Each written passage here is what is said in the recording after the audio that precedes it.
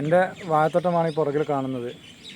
ഏതാണ്ട് 5000 വാഴ ഞാൻ ഈ 2023 2024 ഈ സാമ്പത്തിക വർഷം കൃഷി ചെയ്തതായിരുന്നു. അതിൽ ശക്തമായ കാറ്റും മഴയും വെയിലിൻ്റെ ചൂടും ഒക്കെ കാരണം 700 കൊല പോലും നമുക്ക് വെട്ടാൻ കിട്ടാത്ത രീതിയിൽ ബാക്കി മുഴുവൻ നശിച്ചു പോയിരിക്കുകയാണ്.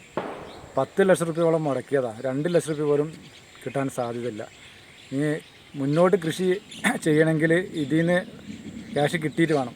അപ്പോൾ എന്ത് ചെയ്യണം എന്നുള്ള ഒരു ആശങ്കയിലാണ് ഇനി മുന്നോട്ട് നിൽക്കുന്നത്. ഇതാണിപ്പോൾ നമ്മുടെ കൊലയുടെ അവസ്ഥ. കരിഞ്ഞ് ഉണങ്ങി ചുങ്ങിപ്പോയി. ഇത് വിൽക്കാനോ നമുക്ക് അറിയിക്കാൻ തന്നെ പറ്റില്ല, പറ്റപ്പോയി.